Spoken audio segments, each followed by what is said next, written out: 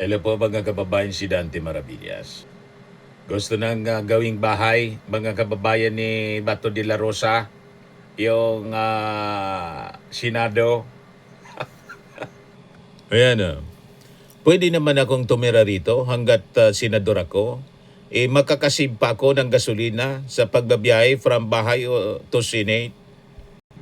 Kung dito ako titira, mas maganda. Mas maganda daw kung titira na siya, mga kababayan, sa Senado.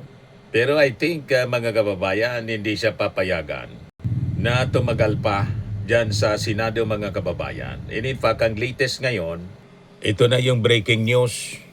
The Department of Justice said the Philippines may surrender a suspected or arrested person to an international court or tribunal under Republic Act 9851 following a recent attempt at Senate to arrest Senator Bato de la Rosa through a warrant of arrest from the ICC. Ito ngayon, mga kababayan, ang balita mula dito sa Billionaire News Channel. Yes, same position under Republic Act 9851. Sabi po ni DOJ Secretary, DOJ spokesperson pala, Attorney Polo Martinez. Hindi na po papatagalin diyan si Bato de la Rosa kasi nananawagan na siya ng saklolo sa mga taga-PMA pati sa mga sundalo at pulis. Yan sabi ni Bato de la Rosa. Kumanta pa siya. Handa raw maghanap si Senator Bato de la Rosa ng ibang source ng suporta sakaling hindi pakinggan ni Pangulong Bongbong Marcos ang kanyang panawagan na huwag siyang ipadala sa ICC. Kasunod nito ay nanawagan siya ng suporta mula sa kapwa niya mga uniform personnel at naghandog pa ng kanta. Kumanta pa mga kababayan si Bato. So baka magkaroon ng destabilization. Siyempre, may impluensya pa rin siya, mga kababayan, sa PNP at mga Philippine Philippine Military Academy sa mga kasundaluhan. Kaya nga ito yung rason kung bakit yung warrant of arrest hindi dinaan sa PNP, kundi through the National Bureau of Investigation, mga kababayan. So, yung panawagan, mga kababayan, ni Bato de la Rosa ng suporta mula sa mga uniform personnel, this is a veiled destabilization. Kaya ngayon, binabantayan na yung Senado. Nakadeploy yung mga police at saka may armed forces. Ito yung mga latest. Portion of the GW Jukno Boulevard in Pasay has been closed amid protest in front of the Senate building. Dumami na yung mga pulis, mga kababayan. Yan mga latest na kaganapan ngayon. Seguridad sa labas ng Senado. Pinangunahan ng NCPR RPO Regional Director na si Police Major General Anthony Abirin ang briefing sa mga pulis sa Senate premises kaugnay ng mga inaasahang rally. May anti-Duterte rally, anti-Sara, yung mga pro-impeachment, tapos siyempre yung mga supporters ng Maisog. Yan Yan ang sitwasyon, mga kababayan. Multi-sectoral groups protest across the Senate following a change in Senate leadership and the approval of a protective custody para kay Bato de la Rosa who faces an ICC arrest warrant. So pag hindi po ito desisyonan agad-agad ng ating gobyerno, baka magkagulo pa. Kaya importante, decisive action. Ito, ininga ng reaction si Bato de la Rosa kung anong masasabi niya doon sa resolution na pinasa ng mga nasa minority. 5 senador na dapat isurrender na siya. Sabi ni Bato, wag sila masyadong atat na ikulong ako. Grabe naman sila. Nagsasama kami sa Senado for how many years, tapos gano'n na lang, basta-basta na lang, nila akong pasurrenderin, doon na alam naman nila na foreign court yan, dayuhan yan Ayan si Bato, paiba-iba yung kanyang mga sinasabi. Noong March 13, 2025, sabi niya, it would be a great honor on my part to serve Duterte in the remaining days of his life. Sana pagbigyan ako ng ICC na ilagay kami sa the same kwarto o magkatabing kwarto. Pero ngayon, ito na yung sinasabi niya. Duterte chose to be arrested. Gusto niyang suluhin yung problema. Ako naman, ordinaryong tao. Ordinaryong tao lang ako. Wala akong balak maging Pangulong Duterte. Malamang ilaglag na mga kababayan ni Bato de la Rosa in case ma-delivered doon. Malamang ilaglag na si Digong. Magtestigo na lang. Anyway, para gumaan yung kanyang kaso. Di ba? Anyway, matanda naman si Digong. Ako medyo hindi pa, bata pa ako. Kawawa naman niya yung mga apo ko. Matagal pa ako dito sa mundo. Ilaglag ko na lang si Digong. Yan yung statement niya. Indication ito. Ayan Duterte chose to be arrested. Gusto niyang suluhin yung problema. Ako naman, ordinaryong tao lang ako. Wala akong balak maging Pangulong Duterte. At sabi nga po mga kababayan ni Montulfo, Si Batuan niya regrets appearing in the Senate after being fed false information that there was no warrant for his arrest according to retired columnist Ramon Tulfo. ang siguradong nag-feed sa kanya niyang wrong information, yung magkapatid na Cayetano. Kasi yung intention mga kababayan ni Cayetano to make over bilang presidente ng Senado, agawin kay Tito Sen.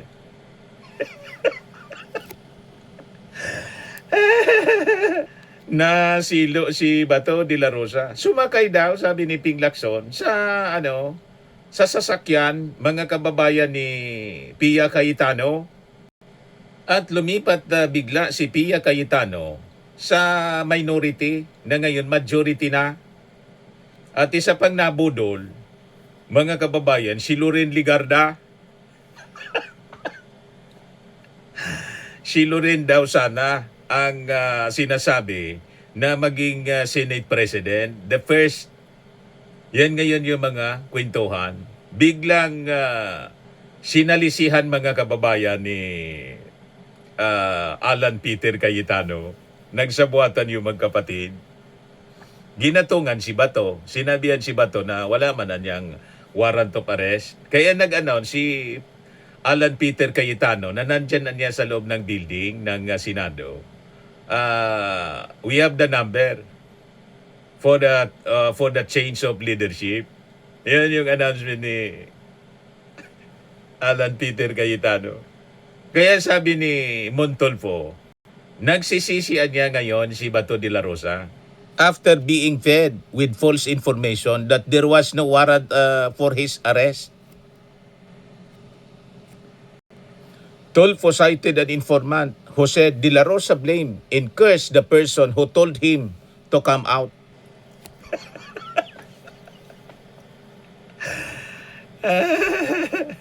Malamang pinagmumura, mga kababayan in private, ni Bato de la Rosa, yung magkapatid ng Cayetano. Sabi na anya ninyo, wala. Mayroon pala. O ngayon, trap siya, mga kababayan, at madideliver siya doon. Mga kababayan, anytime, i-deliver siya padahig. Iyon na yung mga balita ngayon.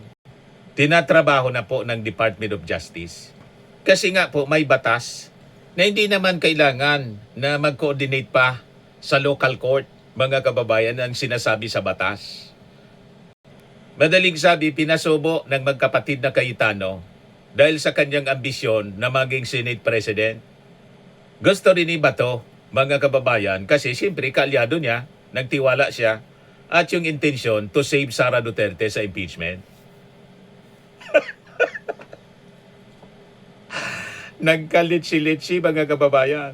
Ito, pakinggan natin yung interview kay Senator Ping Lacson. Mga kababayan, nagkwento si Ping. Security ko, kaya kami medyo kampante nung weekend. Kasi pag nagbibilang kami, 4 yung tinitingnan namin lilipat. So, 12 lang. Oo.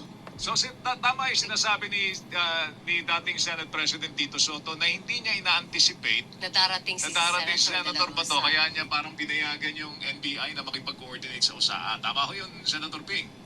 Interview ng ano, Wala naman talaga nakakalam sa akin. GMA. Probably even sa majority, bagong majority, hindi lahat sila alam na darating si Bato eh. Pati sila Siyempre, nagulat. yeah. Ano yan, security consideration ni na Senate President Alan yun. Ang pagkaalam ko, at least silang dalawa lang mag-ate ang nakakaalam tungkol kay Bato na darating. Yung mag-ate, si Pia Cayetano at saka si Alan Peter Cayetano, yung nakakaalam. Sumakay daw, sabi ni Ping Lacson, kay Pia Cayetano, si Bato de la Rosa. Consideration ni na Senate President Alan yun. Ang pagkaalam ko, at least silang dalawa lang mag-ate ang nakakaalam tungkol kay Bato na darating. Okay, nabanggit. Dahil ang pagkaalam ko, nakasakay si Bato sa kotse ni Senator Pia. Di ba? Mga kababayan, nakasakay. So magkasabwat yung mag-ate. Kasi yung intensyon, mga kababayan, imbes na si Loren ang itulak, yun ang inaasahan sana. Si Loren na kumbinsi na lumipat sa minority, minority mga kababayan. Pero siya yung Senate President. Biglang siningitan po ni Alan Peter Cayetano kasi kinumbinsi si Bato na lumitaw mga kababayan para sakto yung boto 13. Ang nangyari ngayon, si Bato trap ngayon sa Senado. Nangyari na maging Senate President si Alan Peter Cayetano, pero mga kababayan, nasilo naman si Bato. Sacrificial lamb si Bato. O di ba, mga kababayan? Kahit yung iba daw ng mga members ng minority, hindi alam na si Bato lilitaw. Yung nagkakaalam lang, mga kababayan, yung dalawa, nabigla din yung iba na mga nasa minority na kasama sa majority na ngayon. Nagkaunsihan, madaling sabi. Poro niya Mr. Maravillas ambisyoso diyan sa Senado. Poro yan ambisyoso. Kanya-kanya. Kaya sabi ni Atty. Wilfredo Garrido, si Loren ang nagsaing, si Caldero ang kumain. Basahin natin itong sinasabi ni Atty. Garrido. Masama ang loob ni Ping Lacson kay Loren Legarda dahil sa bahay niya madalas magtipon-tipon ang dating Senate Majority upang pag-usapan ang mahalagang bagay. Si Loren ang naganda ng pagkain na may pa-catering pa at maituturing niya na gracious host. Ani Ping, dapat daw sana nagpaalaman lang siya sa grupo nila, lalo't na kay Tito Soto na malapit sa kanya bago siya kumalas. Alam naman nila na matagal na gusto ni Loren maging Senate President. Ang kauna-unahan na babae na mamumuno nito. Pero pwede naman na pag-usapan ito. At kung napagkasunduan sila na mismo ang boboto sa kanya. Kaya lang hindi yan ang nangyari. Ayon sa mga bubuhit, nangampanya si Loren ng lihim kay Cayetano, kay Aimee, kay Marcoleta, kay Padilla, at ang mga maitim ang budhi sa minorya.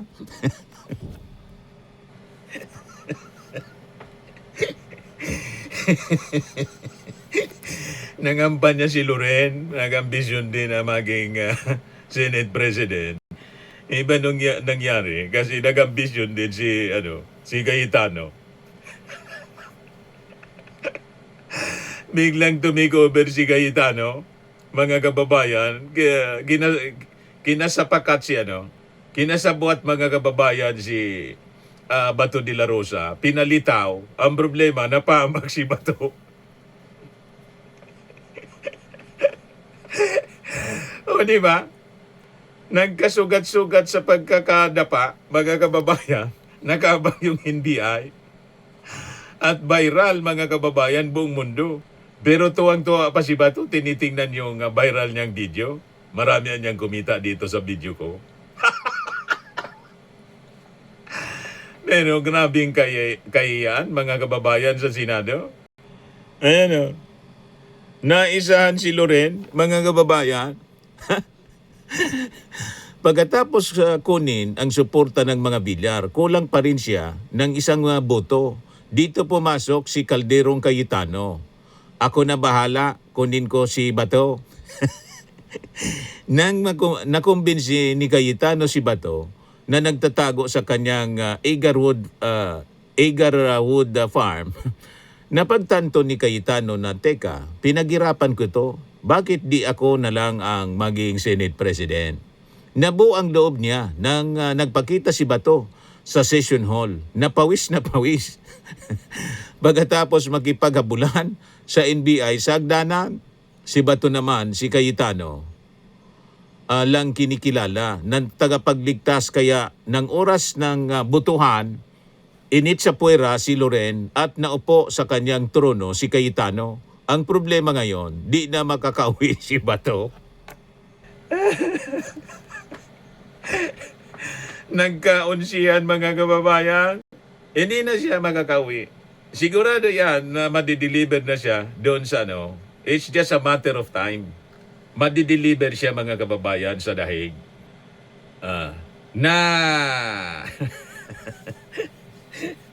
Naisan siya ni Alan Peter Cayetano. Kaya si Bato, sinundo ni sumakay sa kotse ni Pia, magkakasabwat.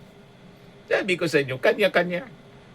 Kanya-kanya sila ng interes. Nga ngayon si Loren,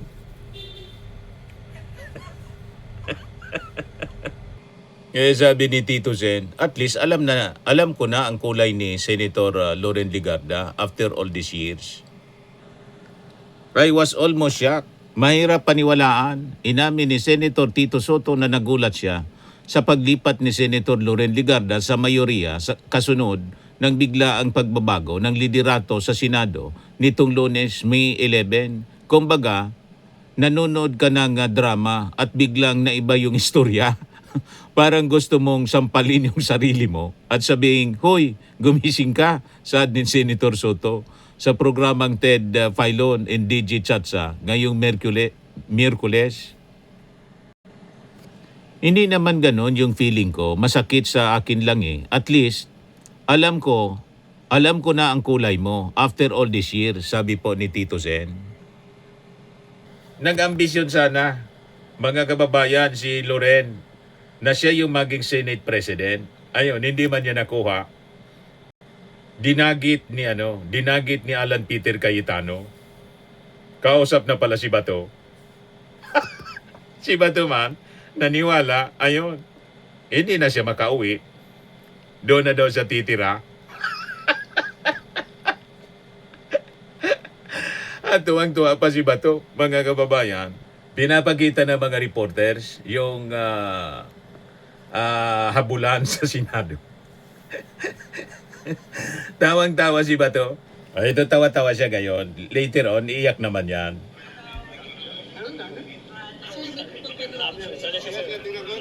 Tingnan ko. Ilang kilometro yung tinakbo nyo? Yung mga pinatangan nyo doon. Kasi di ba nakatang sa 17.9 million. 17.9 million. Nag-viral. Ang dami na niyang kumita. Dahil na niya sa pagtakbo ko. Tuwang-tuwa siya.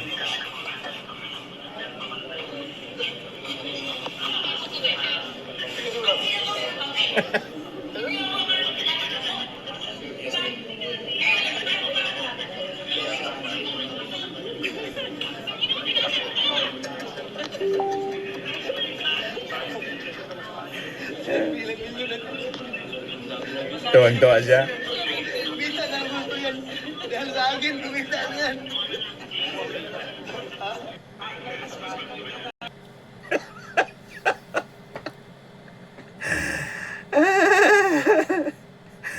Yung mga tao na Ayan, gusto oh. ko mahuli. Di ba? Samantala yung mga tao na ayaw ako mahuli. Yan ang rin sabi nila, tumakbo ka, sir. Pero sir, ano sir ha? Bilis na sir ha? Grabe sir, tayo magpataas na rin ang...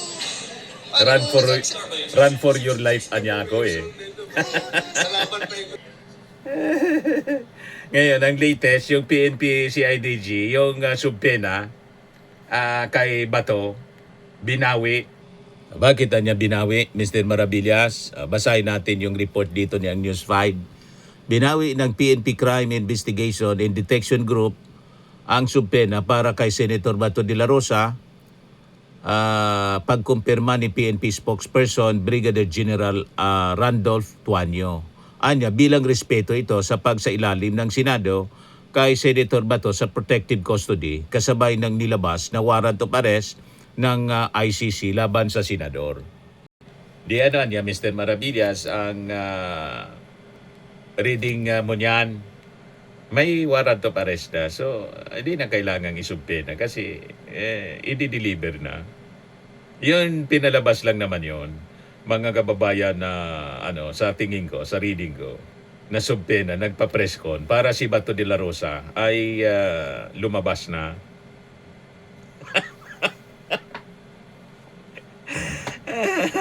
Invitation, pang-cover yun. O ngayon, trap si si Bato de la Rosa diyan sa Senado. At isusurrender na siya. Bato de la Rosa may be surrendered to ICC under Philippine law, sabi po ng DOJ. So hintayin natin mga kababayan yung si-serve ng warrant of arrest. Nakasilyo na po ang nasisilyohan na po yung Senado ng mga PNP. Kaya hindi yan makakalabas na dyan si Bato de la Rosa. At ang sunod kay Bato, si Bongo naman, sabi ni Trillanes. Sa mga naghanap ng malinis and spacious fitness gym, pumunta lang po kayo sa aming Colossal Fitness Gym. We also offer Grab Car Rental with our brand new 2023 model ng Toyota Innova. We also accept booking for those who are planning to travel via PAL, Cebu Pacific, and other airline companies, local and international, and bills payment for Meralco Bills, PLDT, Aleco Bills, etc. Ang Colossal Fitness Gym is located at 3rd floor Security Bank Building, Landco Business Park, Legazpi City, Albay. For inquiries, look for Chilon Maravillas. Contact number 0966-802-0949. Yan yung aming Innova. Lagi na pong matao sa amin. Pati mga foreigners po, tingnan ninyo, mga British tourists sila. Ang lalaki ng katawan mga kababayan, nag-gym sa amin. Ito naman po, international. Ito mga mga European sila. Ito naman yung bago naming product na binibenta online, Eye Glow Serum. Whitening po siya galing sa South Korea. Tingnan ninyo yung epekto sa aking anak na architect entrepreneur, Riz Maravillas. For inquiries, look for Riz Maravillas on FB. Ito naman po, Fairmax Firming and Lifting Cream, pinapahid sa mga pulses and other affected area. Mainam po sa mga pains at paninigas ng mga kaso-kasuan. Ito po, Automax Radiant Serum. Sa mukha naman yung application. Anti-aging po siya. You will look 10 years younger than your age. Ito naman po yung bagong product naming binibenta online. I Am Amazing Pure Organic Barley from Australia po. Mainam po siya sa mga cancer patients. Yan yung testimony ni Yoli Tan, ovarian cancer survivor. Barley did not just save my life, it gave me a new life. In 2019, Yoli faced the fight of her life. Through surgery and harsh chemotherapy, I Am Worldwide Amazing Pure Organic Barley became her source of strength. It boosted her immune system when she needed it most and gave her the energy to keep going. 100% organic siya, immune system booster trusted by survivors. For your inquiries and orders, dumiretso na lang kayo sa aking anak na architect, entrepreneur Riz Maravillas. Sa mga mahilig naman po sa mga imported bags and wallets, dumiretso na lang po kayo sa Eileen Closet kay Ma'am Eileen Rosales. Nakabase siya po sa Amerika. Yan yung kanyang online selling. Every Sunday, 7 o'clock in the evening, Philippine time.